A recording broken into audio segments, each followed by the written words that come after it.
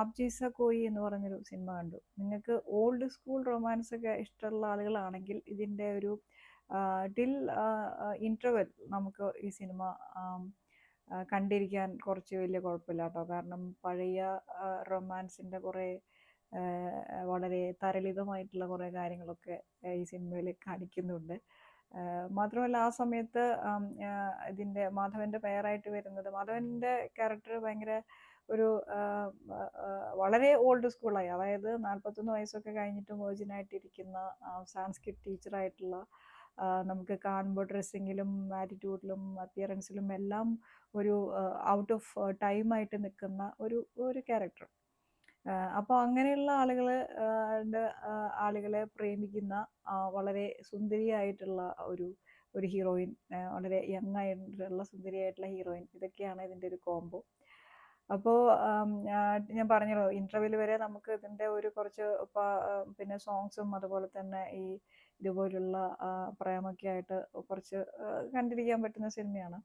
അത് കഴിഞ്ഞ് ആണ് നമ്മളുടെ വേറൊരു സംഭവം ഇതിൽ ഈ പറയാൻ ഉദ്ദേശിക്കുന്ന വേറൊരു സംഭവം വരുന്നത്. അതായത് ഇപ്പോൾ കരൺ ജോഹർ പ്രൊഡ്യൂസ് ചെയ്യുന്ന സിനിമകളിലായാലും ഡയറക്റ്റ് ചെയ്യുന്ന സിനിമകളിലായാലും ഒരു പുതിയ ട്രെൻഡ് കാണുന്നുണ്ട്. അതെന്താണെന്ന് വെച്ചാൽ, മൂപ്പര് സിനിമകളെ പ്രോഗ്രസ് ആക്കുന്നതാണോ മൂപ്പര് സ്വയം പ്രോഗ്രസീവ് ആവുന്നതാണോ എന്ന ഒരു സംശയം മാത്രമേ ഇതിലുള്ളൂ.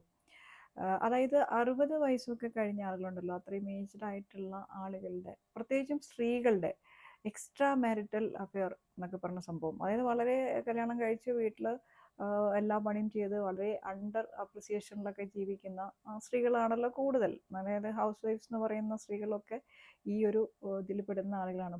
എസ്പെഷ്യലി പഴയ ഇത്രയും ഏജ്ഡ് ആയിട്ടുള്ള ആളുകളുടെ അവരുടെ ജനറേഷൻ ഒരുപാട് ആളുകൾ അങ്ങനെയുണ്ട്. അപ്പോൾ അവരുടെ എക്സ്ട്രാ മാരിറ്റൽ അഫെയറിനെ ഇങ്ങനെ വളരെയധികം കരൺ ജോഹർ സിനിമകളിൽ ഇങ്ങനെ പ്രൊമോട്ട് ചെയ്യപ്പെട്ടുകൊണ്ടിരിക്കുകയാണ്. ഞാനിത് റോക്കി ഓർ റാണി കി പ്രേം കഹാനി ഉണ്ടല്ലോ, നമ്മുടെ രൺവീർ ആലിയ ഭട്ട് ജോഡി ചെയ്ത, അതിലും ഈ ഒരു സംഭവം തന്നെ കാണിക്കുന്നുണ്ട്.